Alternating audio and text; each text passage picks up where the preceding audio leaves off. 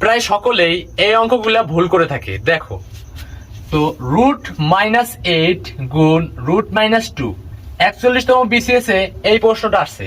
তো তোমরা সাধারণত করো √-8 গুণ -2। তো এরপরে 8 × 2 = 16, মাইনাসে মাইনাসে প্লাস √16।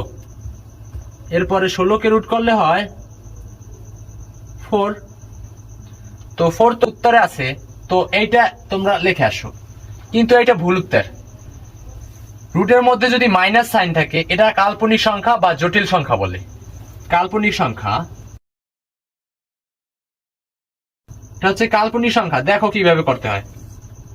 তো প্রথমে তোমরা করবা কি, তো √-8 গুণ √-2 দেওয়া আছে।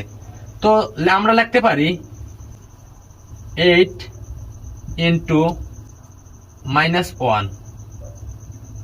আবার এইটাকে লিখতে পারি -1। তো দেখো √8 লিখবো, এরপরে √-1 ইন্টু লিখতে পারি কি আমরা i গুণ √2 টু i। তো এরপরে আমরা দেখো √8 গুণ √2 সমান সমান √16, আর i গুণ i স্কয়ার।